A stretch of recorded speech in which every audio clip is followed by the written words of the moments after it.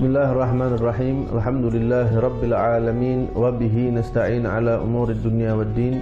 Wassalatu wassalamu ala al-mab'uthi rahmatan lil alamin sayyidina wa nabiyyina Muhammadin wa ala alihi wa sahbihi ajma'in. Rabbi shrah li sadri wa yassir li amri wahlul 'uqdatam min lisani yafqahu qawli. Usaddid lisani wahdi qalbi bihaqqi sayyidina Muhammadin sallallahu alaihi wa alihi wasallam. Pemirsa MJA TV yang dirahmati Allah, masih di dalam kajian hadis Arba'in An-Nawawiyah yang kita masuk pada kesempatan kali ini dalam hadis yang ke-9 yang ditulis oleh dikumpulkan oleh Al-Imam An-Nawawi di dalam kitab beliau. Hadis yang ke-9 ini berbunyi, An Abi Hurairah Abdurrahman bin Sakhr radhiyallahu taala anhu qala, sami'tu Rasulullah sallallahu alaihi wa alihi wasallam yaqul, ma nahaitukum anhu fajtanibuh wa ma amartukum bihi fa'tu minhu mastata'tum fa innama ahlakal ladzina min qablikum kathratu masailihim wa ikhtilafuhum ala anbiya'ihim. Rawahul Bukhari wa Muslim. Hadis ini diriwayatkan oleh Sayyidina Abi Hurairah radhiyallahu taala anhu wa ardhah. Para ulama berbeda pendapat dan banyak sekali pendapat mengenai siapa tepatnya nama dari Sayyidina Abi Hurairah radhiyallahu taala anhu arba. Yang dipilih oleh Al-Imam An-Nawawi adalah pendapat yang paling kuat sebagaimana yang disebutkan oleh beliau di dalam kitab ini. Nama Abu Hurairah adalah Abdurrahman bin Sakhr radhiyallahu taala anhu arba. Dan banyak sekali riwayat-riwayat lain mengenai nama Sayyidina Abi Hurairah radhiyallahu taala anhu arba. Sayyidina Abu Hurairah masuk Islam pada tahun peperangan Khaybar dan beliau ikut peperangan Khaybar itu bersama Nabi Muhammad SAW. Dan Sayyidina Abu Hurairah adalah sahabat Nabi yang sangat dekat dengan Rasulullah, selalu mengikuti Rasulullah kemana saja Rasulullah SAW pergi demi mendapatkan ilmu dan hadis-hadis dari Nabi Muhammad SAW. Dan benar bahwa Sayyidina Abu Hurairah termasuk sahabat yang paling banyak meriwayatkan hadis Nabi Muhammad sallallahu alaihi wasallam, dan itu disaksikan oleh Rasulullah, diakui oleh Nabi Muhammad bahwa Abu Hurairah adalah sahabat yang paling gemar dan yang paling teliti dan yang paling cepat dalam menghafal hadis Nabi Muhammad sallallahu alaihi wasallam. Di dalam hadis ini Sayyidina Abu Hurairah radhiyallahu anhu berkata, saya mendengar Rasulullah sallallahu alaihi wasallam bersabda, ma nahaitukum anhu fajtanibuh, apa yang aku larang untuk kalian kerjakan, fajtanibuh, maka jauhi hal itu. Wa ma amartukum bihi fa'tu minhu mastata'tum, dan apa yang aku perintahkan atas kalian untuk kalian kerjakan, maka kerjakan itu mastata'tum, semaksimal batas kemampuan kalian, semampu yang kalian bisa. Rasulullah SAW hendak mengajarkan kepada kita bahwa yang dilarang oleh Rasulullah pasti di situ ada keburukan. Karena itu jauhi hal itu. Tidak mungkin Rasulullah melarang kita melakukan sesuatu padahal di situ ada manfaat besar untuk kita. Itu yang pertama. Yang kedua adalah wajib kita mentaati Nabi Muhammad SAW dalam semua yang beliau larang dan semua yang beliau perintahkan untuk kita kerjakan. Yang perlu kita perhatikan, ulama mengatakan hadis ini sifatnya umum. Artinya yang dilarang oleh Rasulullah itu mencakup perkara yang haram dan mencakup perkara yang makruh. Kalau perkara yang haram wajib 100% kita jauhi itu. Namun terkait perkara yang makruh, maka ulama mengatakan yang lebih baik, yang lebih bagus, yang lebih utama bagi kita dan yang dianjurkan untuk kita lakukan juga menjauhi hal-hal yang makruh tersebut.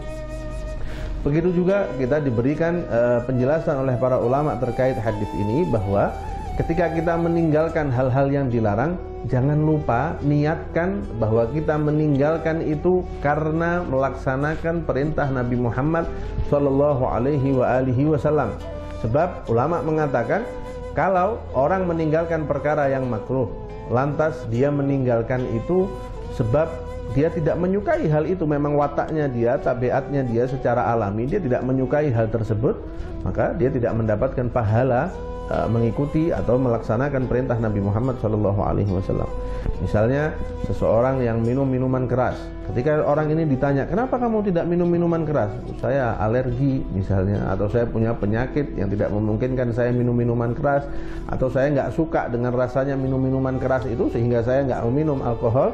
Maka orang ini benar, dia menjauhi perkara yang diharamkan Allah, dia menjauhi perkara yang dilarang oleh Nabi Muhammad SAW, tapi dia tidak mendapatkan pahala di dalamnya karena dia meninggalkan itu bukan dalam rangka melaksanakan perintah Nabi Muhammad SAW. Seandainya dia meninggalkan itu karena dia tahu bahwa Nabi Muhammad tidak menyukai hal ini, karena dia tahu syariat melarang hal tersebut, karena dia tahu Nabi Muhammad melarang dia melakukan hal itu, lantas dia meninggalkan itu semua, maka di saat itu dia mendapatkan pahala dan ganjaran dari Allah Subhanahu wa ta'ala atas meninggalkannya dia perkara-perkara yang diharamkan tadi. Begitu juga dalam redaksi selanjutnya Rasulullah mengatakan, jika aku memerintahkan kepada kalian sesuatu, kerjakan sesuai batas kemampuan kalian. Karena Allah Subhanahu wa ta'ala berfirman, la yukallifullahu nafsan illa wus'aha. Allah Subhanahu wa ta'ala tidak mewajibkan sesuatu atas hambanya kecuali itu masih di dalam batas kemampuan dari hamba tersebut. Melalui hadis ini ulama kemudian menyatakan bahwa orang yang tidak mampu sholat sambil berdiri, maka dia boleh sholat sambil duduk. Tidak mampu duduk, boleh sholat sambil berbaring, dan seterusnya. Meskipun ada hadis dari Nabi Muhammad yang menjelaskan itu, namun ulama juga mengambil dari hadis ini keringanan-keringanan yang ada di dalam syariat Islam. Orang misalnya dia hanya punya air yang sedikit, tidak mencukupi kalau dia membasuh seluruh anggota wudhunya, maka gunakan air itu sampai secukupnya, selebihnya dia boleh bertayamum. Kalau tidak ada air sama sekali, maka dia boleh bertayamum, karena itu yang mampu dilakukan oleh orang tersebut. Karena itu ulama mengatakan mengenai firman Allah Subhanahu wa ta'ala, ittaqullaha haqqa tuqatih. Bertakwalah kamu kepada Allah dengan sebenar-benarnya takwa.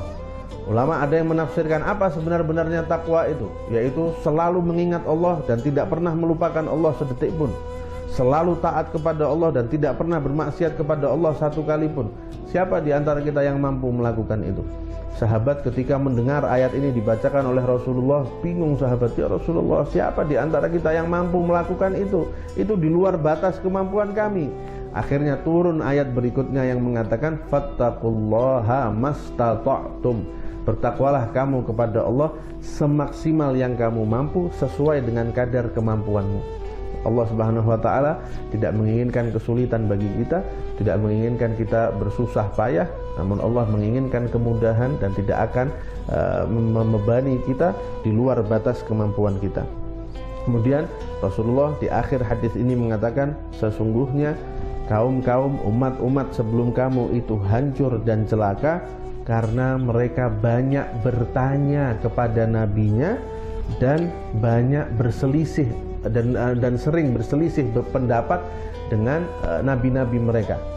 Penjelasannya seperti ini, seakan-akan zahir dari hadis ini melarang kita untuk banyak bertanya.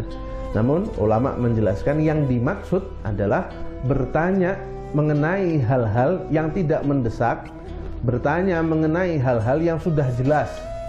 Para ulama mengatakan tawdihul wadihat minal mushkilat, menjelaskan hal yang sudah jelas justru akan mendatangkan masalah-masalah baru yang lain, justru akan mendatangkan kerancuan di sana sini. Hal-hal yang sudah jelas tidak perlu dipertanyakan, kerjakan sebagaimana yang diperintahkan dan dijelaskan oleh Nabi Muhammad SAW dan oleh para ulama. Namun hal-hal di luar itu yang memang kita tidak memiliki pengetahuan mengenai itu, atau kita memang membutuhkan tambahan penjelasan, maka tugas kita adalah fas'alu ahla dzikri in kuntum la ta'lamun. Tanya kepada orang yang mengerti jika kamu tidak tahu. Jadi hadis ini bukan melarang kita untuk bertanya, namun mengajari kita kalau kita ingin bertanya, bertanya dengan cara yang benar, bertanya dengan metode yang tepat, pilih pertanyaan yang cocok, pilih pertanyaan yang tepat, yang memang pada tempatnya. Karena dalam riwayat lain Rasulullah bersabda ketika itu, sesungguhnya Allah mewajibkan atas kalian pergi haji. Ada sahabat yang bertanya, ya Rasulullah, seumur hidup satu kali atau setiap tahun? Rasulullah tidak menjawab. Kemudian sahabat ini bertanya lagi, ya Rasulullah, apakah kewajiban haji itu satu kali seumur hidup atau setiap tahun kita harus pergi haji? Rasulullah tetap tidak menjawab. Sampai sahabat ini bertanya yang ketiga kali, baru Rasulullah menjawab, 1 kali seumur hidup. Seandainya saya jawab pertanyaan kamu dengan iya setiap tahun, maka itu pasti akan menjadi kewajiban bagi kalian untuk naik haji setiap tahun. Artinya sudah jelas dari omongan Rasulullah bahwa perintah naik haji itu 1 kali seumur hidup. Kalau kamu bertanya mengenai hal yang sudah jelas, akan ada kesulitan yang kamu temui di situ. Karena itu Allah berfirman, jangan kamu bertanya mengenai sesuatu yang kalau dijawab itu justru akan memberatkan kamu. Ya, dan itu adalah perkara-perkara yang sudah jelas, yang tinggal kita jalani. Tapi seperti tadi kita katakan, perkara yang belum jelas, perkara yang memang butuh kepada tambahan penjelasan, maka tugas kita adalah bertanya kepada mereka yang paham, bertanya kepada mereka yang tahu. Kemudian Rasulullah mengatakan, umat terdahulu itu hancur selain karena mereka banyak bertanya, mereka juga selalu berbeda dengan apa yang diperintahkan oleh nabi-nabi mereka. Maka tugas kita menerima, mengambil dan menjalankan apa yang diperintahkan dan diajarkan oleh Nabi Muhammad SAW, tentunya dengan bimbingan dari para ulama dan mereka yang mengerti mengenai makna hadis dan Al-Quran, firman Allah Subhanahu wa Ta'ala. Seperti kita tahu misalnya kisah kerbau, ya, disebutkan di dalam Al-Quran. Ada sekelompok orang mendatangi Nabi di masa itu, diperintahkan oleh Nabi itu untuk menyembelih sapi. Sudah jelas perintahnya hanya menyembelih sapi. Sekarang seperti kita katakan tadi, taudhihul wadihat minal muskilat. Memperjelas hal yang sudah jelas justru akan mendatangkan kerancuan yang baru. Sudah benar perintahnya hanya menyembelih sapi, sapi apapun sembelih. Namun mereka masih bertanya, apa warnanya, apa jenisnya, apa ciri-cirinya, hingga akhirnya mereka sendiri yang kesulitan dan hanya menemukan 1 sapi yang sesuai dengan ciri-ciri itu. Seandainya dari pertama mereka menurut, mengikuti apa instruksi nabinya, menyembelih sapi, selesai perkara mereka sejak awal. Itu yang perlu kita renungi, dan jangan sampai kita salah paham mengenai pertanyaan-pertanyaan yang bisa kita ajukan dan yang tidak pantas untuk kita ajukan. Mudah-mudahan bermanfaat. Billahi taufiq wal hidayah. Wassalamualaikum warahmatullahi wabarakatuh.